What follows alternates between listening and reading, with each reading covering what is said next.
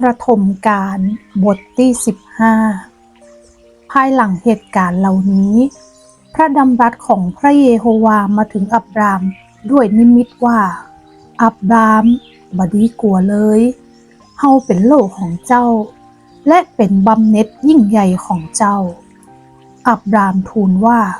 ข้าแต่องค์พระผู้เป็นเจ้าพระองค์ทรงโปรดประทานอะหยังให้แก่ข้าพระองค์ด้วยว่า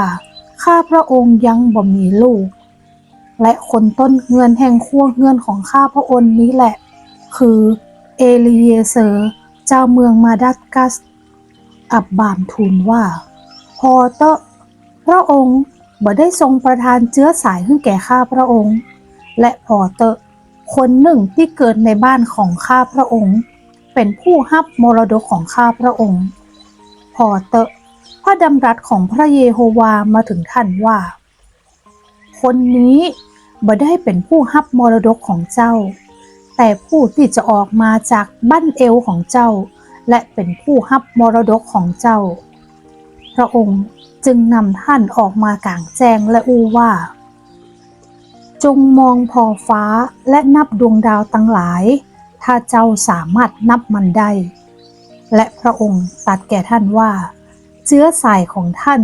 จะเป็นเช่นนั้นท่านเชื่อในพระเยโฮวาและพระองค์ทรงนับว่าเป็นความชอบธรรมแก่ท่าน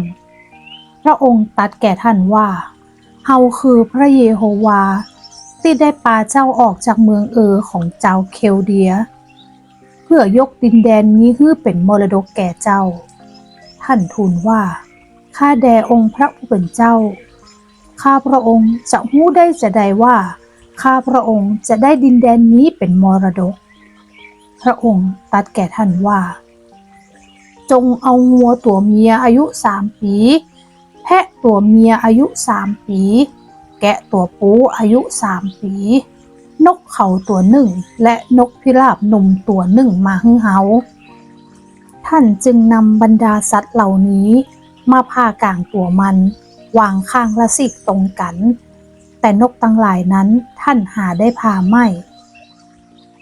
เมื่อฝูงเหยี่ยวลงมาที่ซากสัตว์เหล่านั้นอับบามก็ไล่มันไปเหีย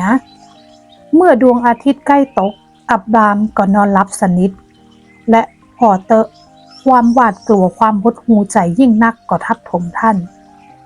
พระองค์ตรัสแก่อับรามว่าจงฮู้แน่เตอะว่าเชื้อสายของเจ้าจะเป็นคนต่างดาวในแผ่นดินที่บ่ใจของพวกเขาและจะฮับใจพวกนั้นจะกดขี่ข่มเหงพวกเขา400 ปี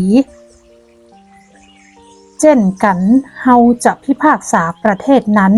ซึ่งหมู่เขาจะฮับใจและต่อมาหมู่เขาจะออกมาพร้อมกับทรัพย์สินของเป็นอันนัก